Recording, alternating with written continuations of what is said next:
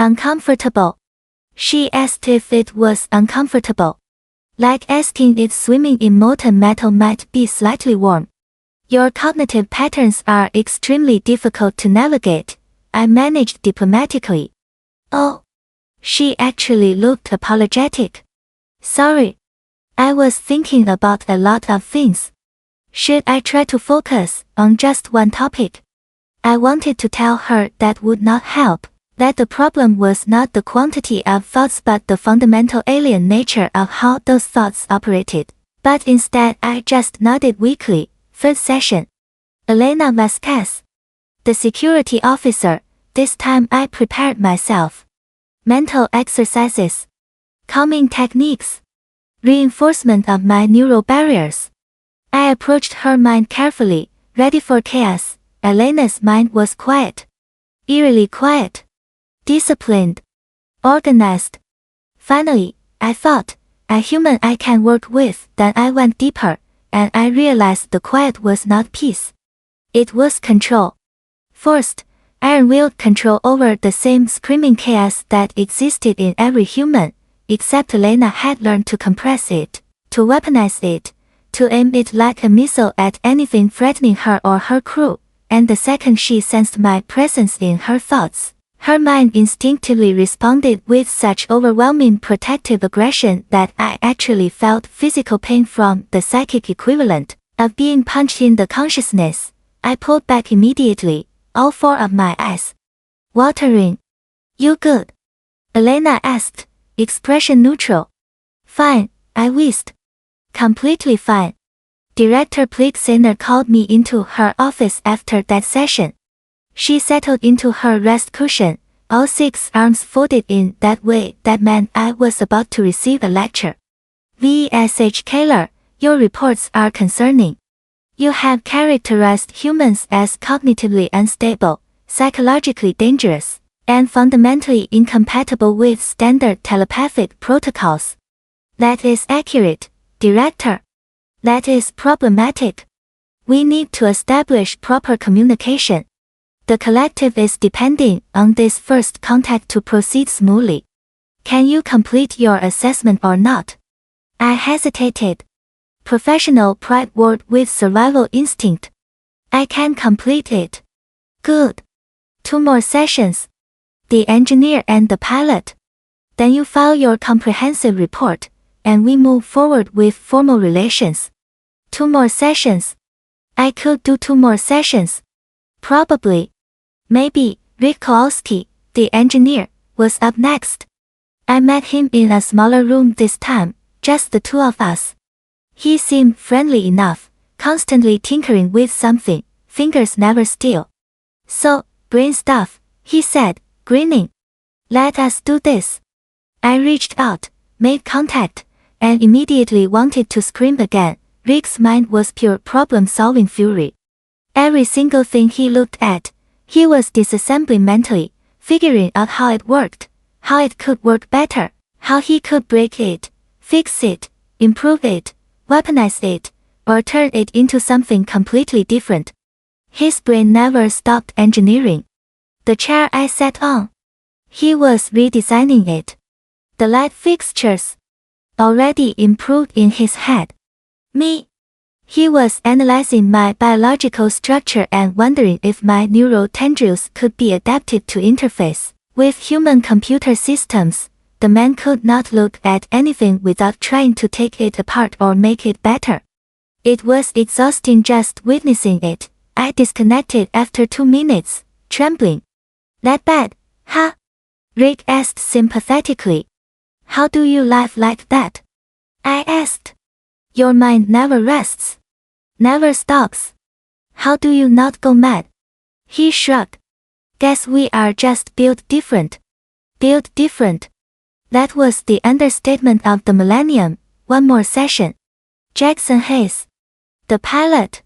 The one who found everything amusing. How bad could it be? We met the following rotation. Jackson sprawled in his chair with that infuriating casual confidence humans seem to carry everywhere. Last one, yeah. Save the best for last, they say. I did not respond, just reached out with my consciousness one final time, making contact with his mind, and that is when everything went wrong. Jackson's mind was different. Where the others were chaotic but contained within themselves, Jackson's consciousness was fluid, adaptive. His thoughts moved like water, flowing around obstacles, filling spaces, impossible to pin down. He was constantly aware of everything around him, spatial thinking that operated on an intuitive level I had never encountered. Trajectories, velocities, angles, risks, all calculated instantly without conscious effort. But that was not the worst part. The worst part was that Jackson noticed me immediately. Actually noticed my presence in his thoughts, looked directly at my consciousness with full awareness, and smiled. Nobody had ever done that before. Hey there, his thought echoed in the space between our minds. This is wild, right? I can feel you poking around. Want to see something cool? Before I could retreat, he opened a memory, and I fell into it. I was in a spacecraft. Human spacecraft, failing catastrophically, alarms screaming, systems dead, planet surface approaching at terminal velocity. I felt Jackson's hands on controls that did not respond, felt his heart racing, felt his mind calculating impossible angles and desperate maneuvers. Felt him refuse to accept death, refuse to quit, even when every rational thought said there was no chance. Felt him save everyone anyway through sheer skill and absolute unwillingness to let reality tell him no. The memory released me. I was back in the conference room, but something had changed. That glimpse into Jackson's core self, into that fundamental human characteristic of defiant survival, had finally pushed my neural system past its breaking point. I opened my mouth to speak. Instead, I screamed. A high, keening wail that echoed through the station corridors. Then everything went dark. Listen, I have been doing this job for 300 cycles now, and I have never, not once, screamed like a freshly hatched grub in front of my colleagues. But here I am, Vesh-Kalar of the 7th Mind Caste, lying on the cold medical bay floor with my neural tendrils twitching like dying worms, and everyone is staring at me like I just sprouted a third eye socket. Let me back up. The humans arrived at Station Kepler 9 about 40 rotations ago. Standard first contact protocol, nothing fancy. They came in their clunky metal ships that looked like someone welded together spare parts from a junkyard, all asymmetrical and inefficient. We, the Mindari Collective, pride ourselves on elegance. Our vessels are smooth, biotechnologically integrated, beautiful. Their ships. Honestly, they looked like flying trash compactors, but whatever. We are professionals. We do not judge species by their terrible aesthetic choices. The delegation consisted of 5 humans. 5. They sent 5 individuals to represent an entire planet. The audacity was almost charming. Our own delegation numbered 47, because we actually take these things seriously. The lead human called himself Marcus Webb, and he had this unsettling habit of showing his teeth when he greeted people. At first, I thought it was a threat display. Turns out, humans do this voluntarily and call it smiling. Bizarre. My job, as a Class 3 telepath, was simple. Make contact with the human minds, establish baseline communication, assess cognitive patterns, file a report. Done it 1,000 times with 100 different species. Piece of cake, as the humans might say. Which, by the way, is another weird thing they do. They reference food items in casual conversation constantly. Why? What does baked goods have to do with task difficulty? I digress. The first session happened in Conference Hall Epsilon, a nice neutral space with adjustable atmospheric controls and those uncomfortable chairs that somehow fit every species except the ones you actually want to accommodate. Director Plixaner, my supervisor, gave me the usual briefing. Professional courtesy, minimal intrusion, standard cognitive mapping, etc., etc. Boring stuff I could recite in my sleep. Marcus Webb sat across from me, still doing that teeth thing. His companions stood behind him. There was Elena Vasquez, their security officer, built like she could bend steel bars for entertainment. Then Rick Kowalski, their engineer, who kept fidgeting with a small device in his pocket. The scientist was named Dr. Amara Okoye, and she watched me with dark eyes that seemed way too perceptive for comfort. Finally, there was their pilot, Jackson Hayes, who looked perpetually amused by everything, like existence itself was some kind of private joke only he understood. So, Marcus said, leaning forward, "You are going to read my mind." That is what we heard. "It is not quite that invasive," I assured him, extending my primary sensory tendril. The translator unit rendered my thoughts into their crude verbal language. "I will establish a surface connection. Think of it as shaking hands, but mentally." "Shaking hands," Jackson muttered from the back. "Sure. Just a casual brain handshake. Totally normal Tuesday." I ignored him. Humans have this thing where they make light of serious situations. Another peculiarity. I focused on Marcus, reaching out with my consciousness, preparing for the usual process. Species thoughts generally follow predictable patterns. Orderly. Structured.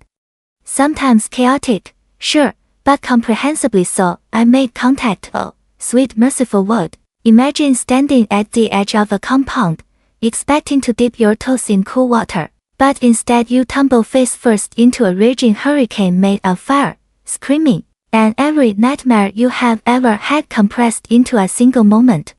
That is what touching Marcus Webb's mind felt like. Humans do not think in straight lines. They do not think in curves either. They think in explosions. Constant, never-ending explosions of thought, memory, emotion, all happening simultaneously in 17 different directions. There was no order. No structure. Just pure, unfiltered chaos wrapped in determination and duct taped together with something they apparently call stubbornness. I saw wars. Billions of them. Humans fighting humans, humans fighting nature, humans fighting concepts. I saw them split atoms and touch the void of space while simultaneously arguing about the correct way to prepare breakfast. I felt rage and love existing in the same heartbeat.